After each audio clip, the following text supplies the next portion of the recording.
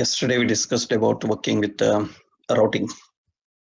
How do we configure child and parent routes? And now we need to understand one more important, how we can use this routing with the data, means how we can work with the data. So we are going to understand about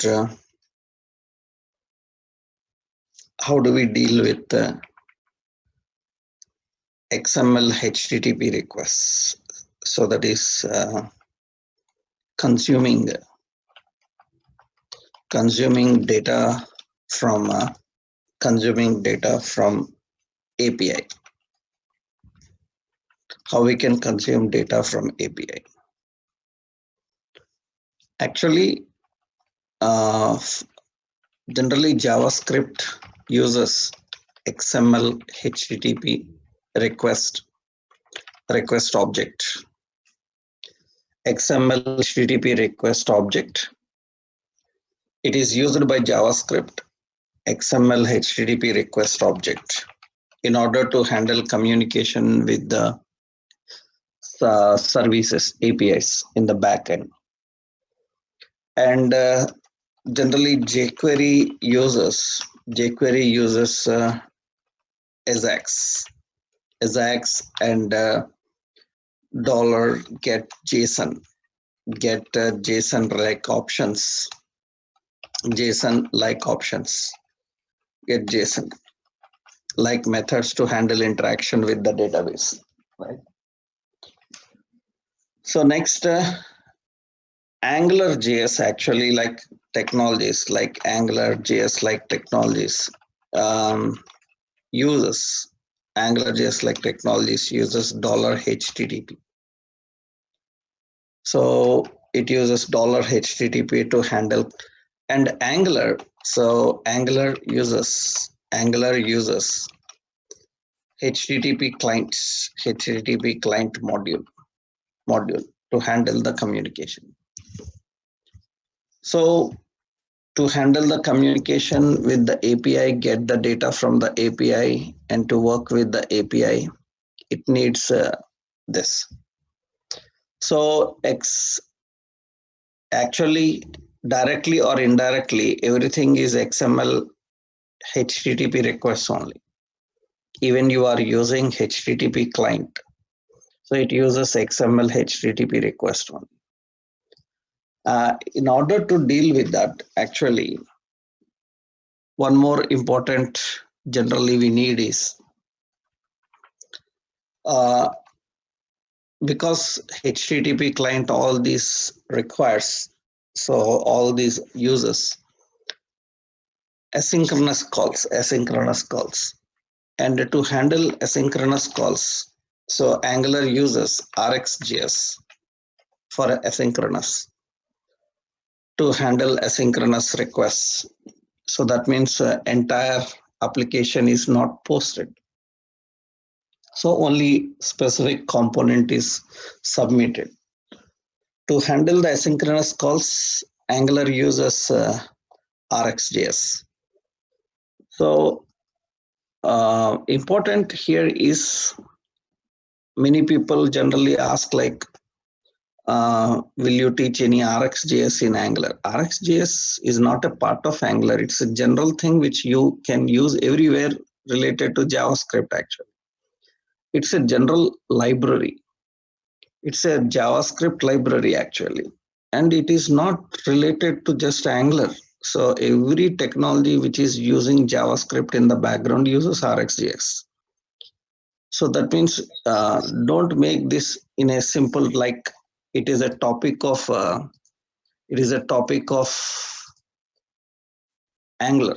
It's not a topic of Angular. It is used everywhere where we use JavaScript for handling asynchronous calls. For handling asynchronous calls, this is very common thing actually. So because people are never aware of JavaScript properly first and RxJS and all, That's the reason they think that it is a topic of Angular that you have to learn in Angular.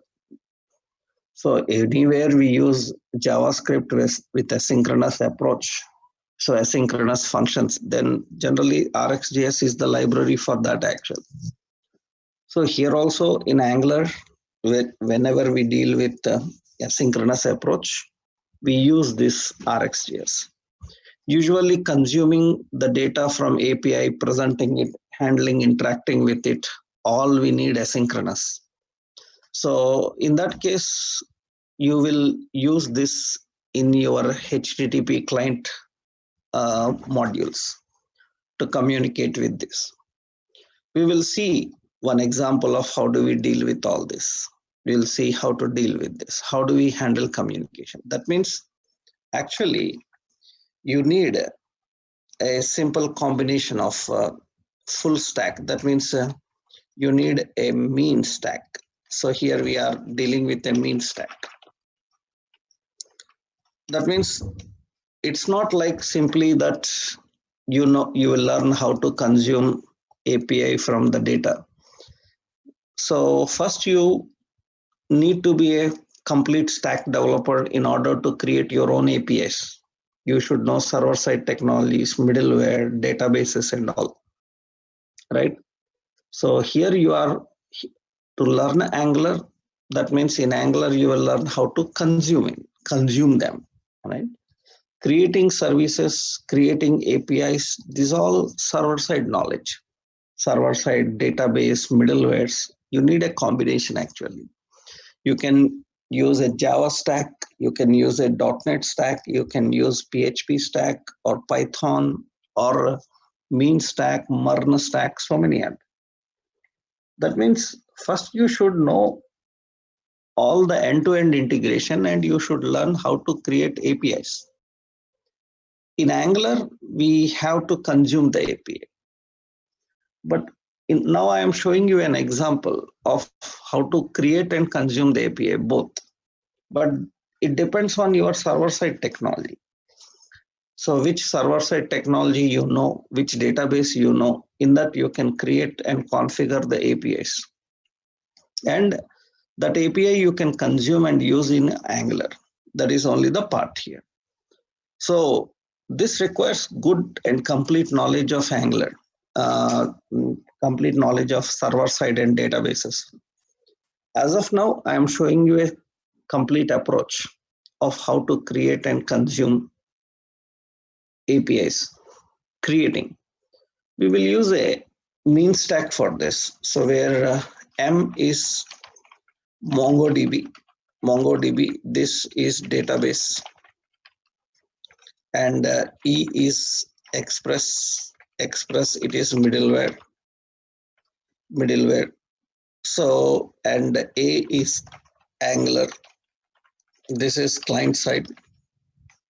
And N is Node.js. This is server side. So this is the basic complete stack for consuming and design. You can be a Java .NET developer who have a knowledge of APIs and web services, or you can be a general stack developer with other databases. So here in Angular, we have to learn how to consume them. But I will show you a simple approach of how we can create all these and work with all this. So let's first handle this complete process. That means how we can configure and work with that. That means creating database. So I will just keep here. So database. So how we can create database and tables and maintain them to handle communication. So that means I will simply put as a data layer. Okay. In the data layer, we need to create a database and tables and keep them.